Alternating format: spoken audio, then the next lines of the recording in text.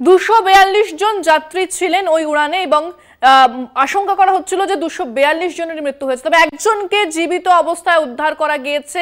এটা সত্যিই মিরাকেল এবং খুবই আশ্চর্যজনকভাবে অবাক করে দেওয়া খবর যে একজনকে উদ্ধার করা গিয়েছে এবং তিনি হেঁটে যাচ্ছেন অ্যাম্বুলেন্সের দিকে। দেখাচ্ছি আপনাদের সেই ছবি, যেরকম তিনি যাচ্ছেন হেঁটে অ্যাম্বুলেন্সের দিকে যাচ্ছেন, তাকে উদ্ধার করা হয়েছে।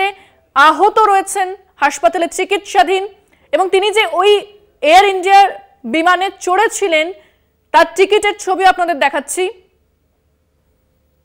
রমেশ কুমার বিশ্বাস তিনি ওই বিমানে ছিলেন, এয়ার ইন্ডিয়া বিমানে তিনি ছিলেন এবং তাকে একমাত্র জীবিত অবস্থায় উদ্ধার করা গিয়েছে।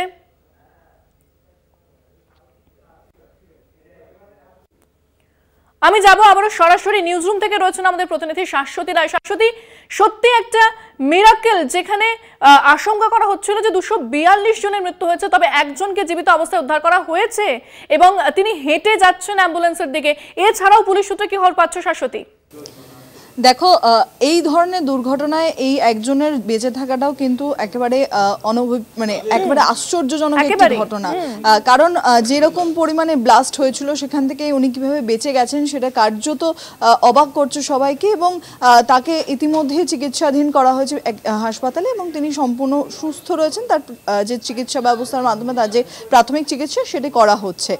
তবে যাদের মৃত্যু ঘটেছে তাদের উদ্দেশ্যে ইতিমধ্যেই টাটা গ্রুপের তরফ থেকে 1 কোটি টাকার ক্ষতিপূরণ ঘোষণা করা হয়েছে এবং তার সঙ্গে সঙ্গে বিজে মেডিকেল হোস্টেলের বিল্ডিং যেটি ভেঙে পড়েছে এই দুর্ঘটনার ফলে সেটিকেও পুনর্নির্মাণ করা হবে এবং যে সমস্ত আবাসিক অর্থাৎ পড়ুয়া ডাক্তাররা এই দুর্ঘটনার শিকার হয়েছেন তাদের চিকিৎসার ভারও টাটা গ্রুপের তরফ থেকে নেওয়া হয়েছে।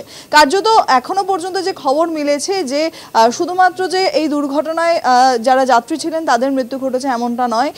এই দুর্ঘটনার ফলে কবলে যে হোস্টেলটি পড়েছিল বিজে মেডিকেলের, সেই মেডিকেলের যারা পড়ুয়া ছিলেন সেখানে ক্যান্টিনে বসে খাচ্ছিলেন তাদের মধ্যেও বেশ কয়েকজনের মৃত্যু ঘটেছে এবং সেই তথ্য কিন্তু ইতিমধ্যে উঠে এসছে। তবে যাদের এখনো পর্যন্ত চিকিৎসাধীন যারা রয়েছেন তাদের কিন্তু সম্পূর্ণ চিকিৎসার ভার ইতিমধ্যেই গুজরাট সরকারের তরফ থেকে পালন করা হচ্ছে এবং সমস্ত রকমভাবে কেন্দ্রীয় সহায়তাও তাদেরকে দেওয়া হচ্ছে। কার্যত বলা যায় যে এই আশ্চর্যজনক ঘটনা, রমেশের বেঁচে থাকার ঘটনা কার্যত সবাইকে অবাক করে দিচ্ছে এবং এই তথ্য মিলেছে ইতিমধ্যেই আহমেদাবাদ পুলিশের তরফ থেকে। তারা আগেই জানিয়েছিলেন যে 11A সিটের যিনি যাত্রী ছিলেন তিনি কোনোভাবে বেরিয়ে আসতে সক্ষম হয়েছিলেন এই দুর্ঘটনার কবলে পড়ে এবং তিনি আহত হয়েছেন এবং তার চিকিৎসা কিন্তু ইতিমধ্যেই করা হচ্ছে সিভিক হসপিটালে। একেবারে ধন্যবাদ শাশ্বতী। আমাদের সঙ্গে সরাসরি ছিলেন নিউজরুম থেকে প্রতিনিধি শাশ্বতী রায়।